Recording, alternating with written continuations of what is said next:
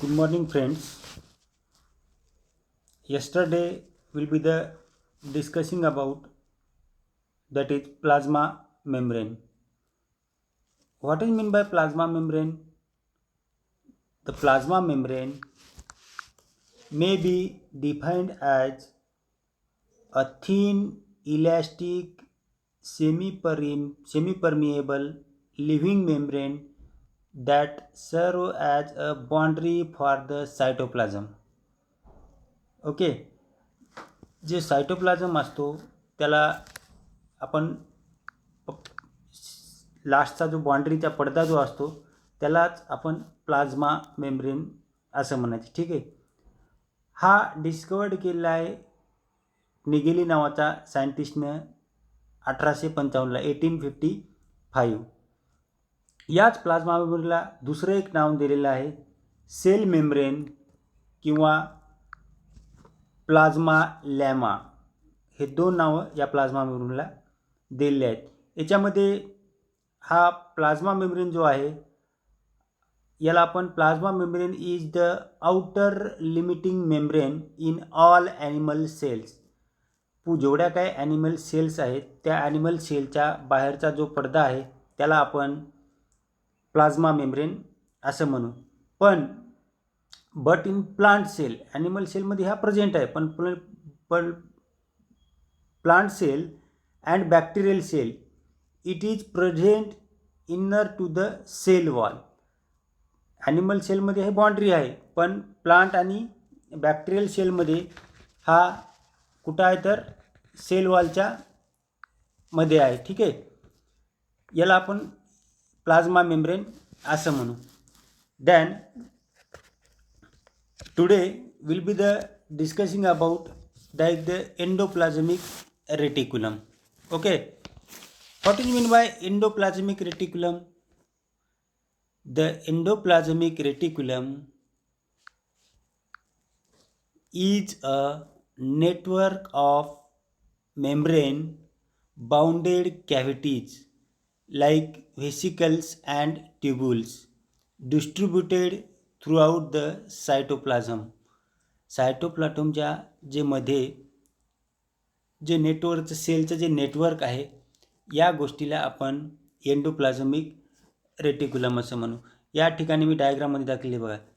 हे बाहेरचा जो एक्सटेरियर पार्ट आहे जो बाहेरचा त्याला आपण सायटोप्लाझम असं म्हणू, आणि जो इन्नर पार्ट आहे मधातला त्याला जे नेटवर्क सेलचं जे नेटवर्क आहे या गोष्टीला आपण एंडोप्लाझमिक रेटिक्युलम असं म्हणू. ठीक आहे. The term endoplasmic reticulum was introduced by Porter. Endoplasmic रेटिक्युलमची डेफिनेशन पोर्टर नावाच्या सायंटिस्टनं डिस्कवर्ड केलेली आहे.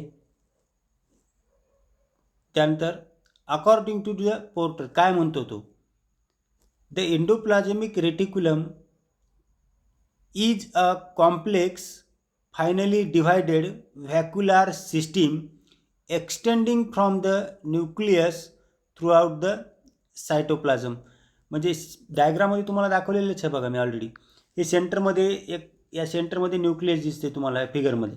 या न्यूक्लियसच्या बाजूने जे बाउंडेड आहे that is called as endoplasmic reticulum. ठीक. मग त्याच्यामध्ये रफ एंडोप्लाझमिक रेटिक्युलम आहे, स्मूथ एंडोप्लाझमिक रेटिक्युलम आहे, न्यूक्लियस आहे, न्यूक्लियसला पुन्हा न्यूक्लिअर मेम्ब्रेन आहे. ठीक आहे. देन द नेम पोर्टरनं काय केली तर टर्म इंट्रोड्यूस केली कशाची, एंडोप्लाझमिक रेटिक्युलमची. आता द एंडोप्लाझमिक रेटिक्युलम हे नाव कोणी दिलं.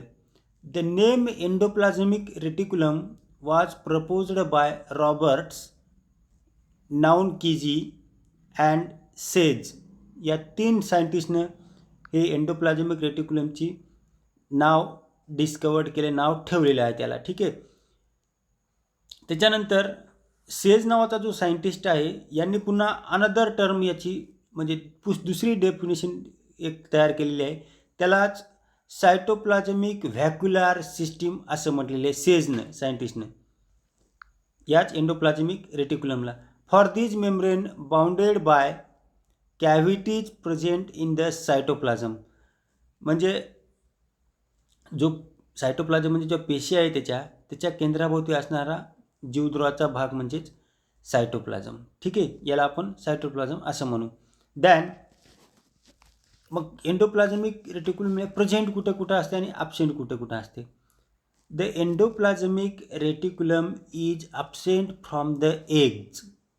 अंड्यामध्ये हे एंडोप्लाझमिक रेटिक्युलम ॲब्सेंट असते. Then embryonic cells, RBC and bacteria, या 3 गोष्टींमध्ये एंडोप्लाझमिक रेटिक्युलम हे ॲब्सेंट असते.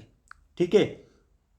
Than the simple type of endoplasmic reticulum is found in cell engaged in lipid membrane. म्हणजे simple type of endoplasmic reticulum is found in the cells. Simple टाईपचे endoplasmic reticulum हे generally हे सेल्समध्ये असते आणि engaged हे असते लिपिड मेटाबॉलिझममध्ये. But it is well developed cells which are active in protein synthesis. जी एंडोप्लाझमिक रेटिक्युलमची वेल डेव्हलप झालेली जी सेल्स आहे ही जनरली ॲक्टिव्हमध्ये असते. कशामध्ये असतं? ॲक्टिव्ह टाईममध्ये असते. तर प्रोटीन सिंथेसिसमध्ये ज्यावेळेस प्रेझेंट असेल त्यावेळेस ही प्रोटीन सिंथेसिसमध्ये ही ॲक्टिव्ह फॉर्ममध्ये असते. त्याच्यामध्ये मग आता 3 endoplasmic reticulum consist of 3 components. 3 component आहेत एंडोप्लाझमिक रेटिक्युलमचे. याच्यामध्ये एक पहिला आहे सिस्टर्नी, दुसरा आहे व्हेसिकल्स आणि तिसरा आहे ट्यूब्युल्स. आता याच्यामध्ये सिस्टर्नी मीन्स काय, तर त्याची पुन्हा एक तुम्हाला डायग्राम मी नोट्समध्ये टाकतो. ती सिस्टर्नी कशा होण्याची, त्या सिस्टर्नी, व्हेसिकल आणि ट्यूब्युलच्या 3 डायग्राम तुम्हाला मी एक्झॅक्ट टाकतो त्याच्यामध्ये. ठीक आहे. तर cisternae these are long flattened unbranched sac like structure. ठीक आहे.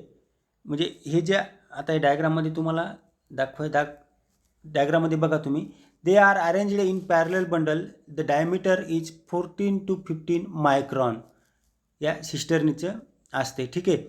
They have ribosome on their surface. They are normally found in secretory cells.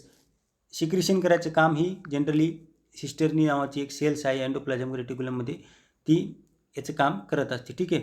त्यानंतर दुसरा आहे vesicles. These are rounded structure having the diameter of 25 to 500 microns. They are found in pancreatic cells. मग ही कुठं असते, तर पॅनक्रियाटिक सेलमध्ये व्हेसिकल नावाची एक सेल असते. They are found at the end of cisternae and tubules. Cisternae आणि ट्यूब्युलच्या शेवटी ही व्हेसिकल नावाची प्रेझेंट असते. ठीक आहे. Then many vesicles are left free in the cytoplasm.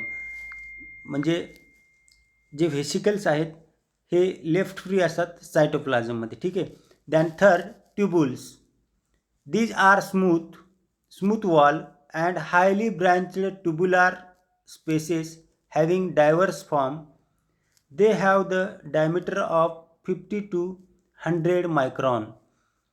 याची साईज जनरली 50 ते 100 मायक्रॉनपर्यंत असते आणि जनरली हा the normally occur in non secretory cells like muscle सेल्समध्ये हा प्रेझेंट असतो. काय, तर ट्यूब्युल्सच्या.